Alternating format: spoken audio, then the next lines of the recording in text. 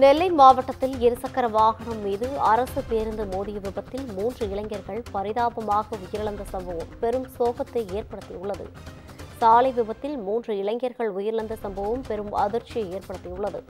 நெல்லை junction road ஈரடுக்கு மேம்பாலம் அருகே அதிவேகமாக வந்த இருசக்கர வாகனம் பேருந்து மீது மோதி விபத்துக்குள்ளானது.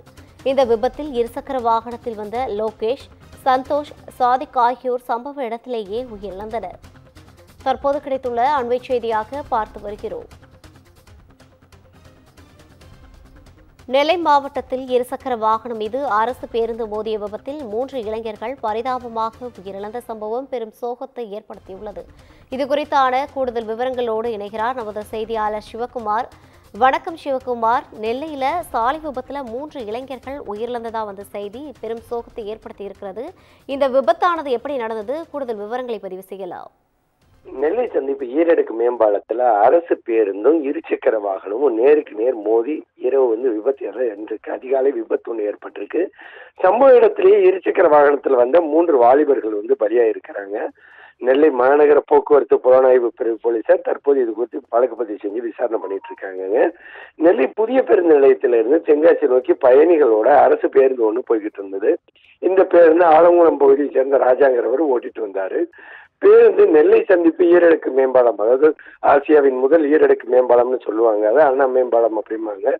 அந்த மேம்பாலத்தின் மீது வந்து கொண்டிருந்த போது நெல்லை டவுனில் இருந்து சந்திப்பு நோக்கி ஒரே இருசக்கர வாகனத்தில் 3 இளைஞர்கள் அதிவேகமாக வந்து கொண்டிருந்ததை பார்த்த பேருந்து ஓட்டுநர் பேருந்தோட வேகத்தை குறைப்பதற்குள்ள இருசக்கர வாகனமானது அந்த பேருந்தின் மீது மோதி விபத்துக்குள்ளாக இருக்குது.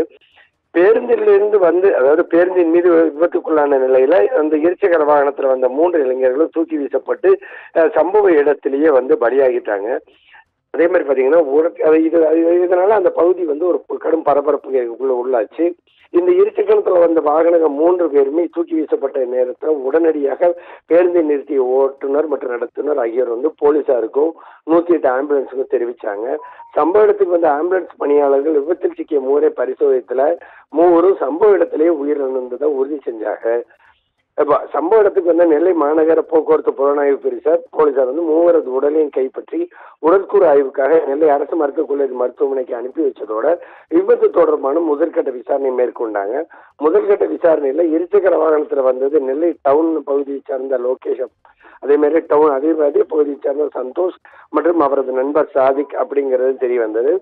சாதிக் மற்றும் 2 இளைஞர்களும் வளையங்கோட்டை பகுதியில் உள்ள தனியார் உணவகத்திலையும், லோகேஷ் டவுன் பகுதியில் உள்ள பெட்ரோல் நிலையத்தில் பணி செய்து வந்தது தெரிய வந்தது. சந்தோஷ் கோவையில் உள்ள லேப் ஒன்றில் பணியாற்றி வருவதாகவும் டவுனில் உள்ள பாட்டி வீட்டுக்கு வந்ததாகவும் தெரிவிச்சதாங்க. இந்த நிலையில இருசக்கர வாகனத்துல இருந்து நெல்லை சந்திப்பு நோக்கி வந்தபோது இந்த விபத்து நடந்த நிலையில இது அந்த பகுதி மக்கள்கிட்ட ஒரு பெரும் பரபரப்பை ஏற்படுத்தி இருக்குது. அந்த இருசக்கர வாகனங்கள், அதாவது அந்த அண்ணா ஈரடுக்கு மேம்பாலம் அப்படிங்கிறது ஒரு வாகனத்திலிருந்து மற்றொரு வாகனம் முந்தி செல்வதற்கு தடை செய்யப்பட்ட பகுதி. ஆனா நள்ளிரவனும் பாராம அதிவேகமாக அந்த பேருந்துல மோதினது நம்ம அந்த காட்சிகள் மூலமாகவே காணப்படுது. வேகம் அப்படிங்கிறது மரணத்தை விளைவிக்கும் ஆங்காங்கே பலகைகள் வைக்கப்பட்ட பிறகும் அந்த பகுதியில அதிக அளவுல பேருந்துகள் மட்டும்னு சொல்ல முடியாது, இருசக்கர வாகனங்களும் தறிக்கட்ட வேகத்துல விபத்துல சிக்கிறது பல்வேறு முறை மக்களிடையே கடும் அதிர்ச்சியை ஏற்படுத்தியிருக்குது. ரவீனா, கூடுதல் விவரங்களை வழங்கியமைக்காக நன்றி சிவகுமார்.